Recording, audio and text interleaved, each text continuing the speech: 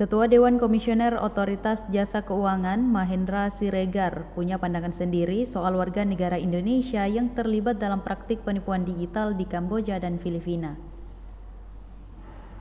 1.726 WNI sebelumnya melaporkan diri ke Kedutaan Besar Republik Indonesia atau KBRI Phnom Penh setelah keluar dari markas penipuan daring di Kamboja. Video mereka yang memenuhi KBRI untuk minta dipulangkan pun viral di sosial media. Mahendra menilai WNI tersebut tidak bisa langsung dikategorikan sebagai korban, mengingat keterlibatan mereka dalam jaringan penipuan daring merupakan bagian dari aktivitas melanggar hukum. WNI yang bekerja di pusat-pusat operasi penipuan online tidak dapat disamakan dengan korban tindak pidana perdagangan orang.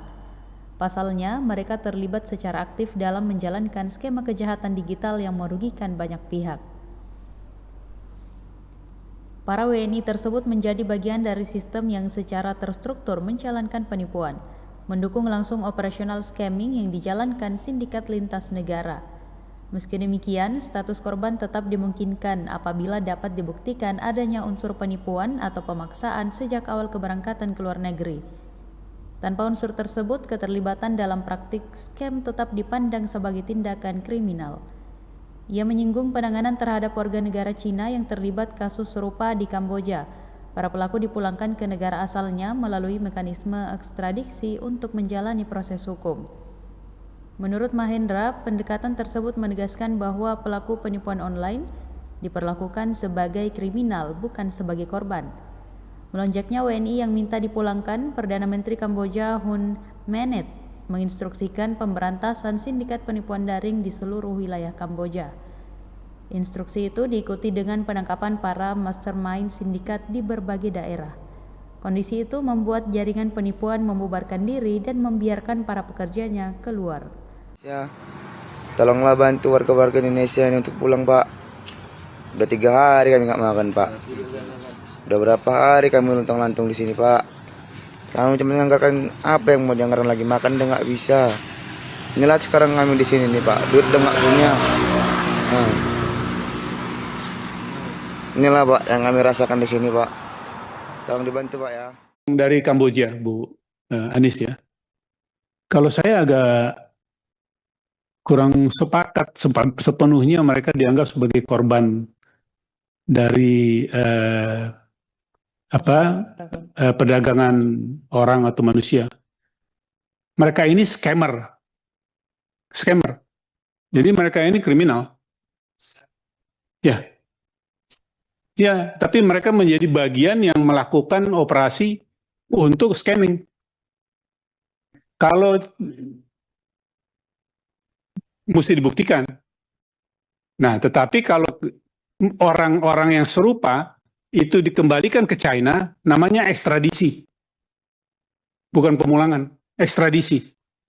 Karena kemudian akan dihukum di China. Nah, supaya kita juga dalam proporsi yang tepat. Sebab kadang-kadang kita keliru. Malah sempat ada terkesan mereka kembali dan disambut sebagai pahlawan. Dan korban. Padahal mereka scammer. Jadi itu apakah dengan kesadaran atau tidak, buktinya ya itu.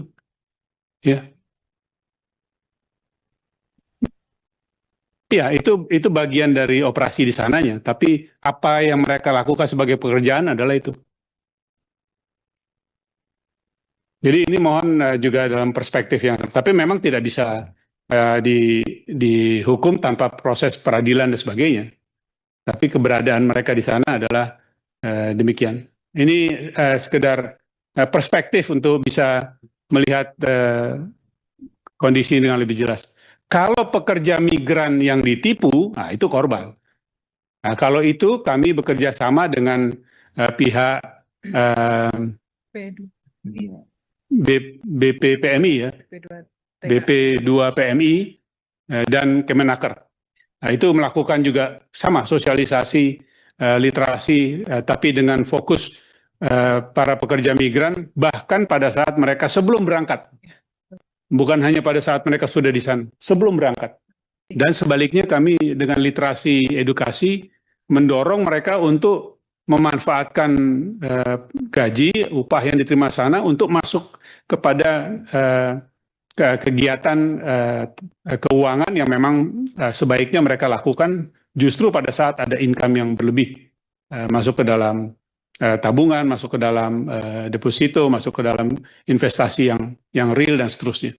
Jadi ini kami memang lakukan, tapi ya tentu dibandingkan jumlah keberadaan PMI kita yang besar, tidak sepenuhnya telah dilakukan dengan memadai, ya. Harus terus dilaksanakan, dan kerjasama kami dengan kawan-kawan dari BP2 PMI maupun juga dengan Kemenaker dan kedutaan maupun konsulat jenderal itu dilakukan. Lagi-lagi dalam wadah Satgas Pasti yang ada 20 anggotanya selain OJK.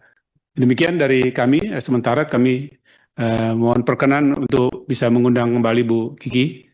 Download Tribun X sekarang, menghadirkan lokal menjadi Indonesia.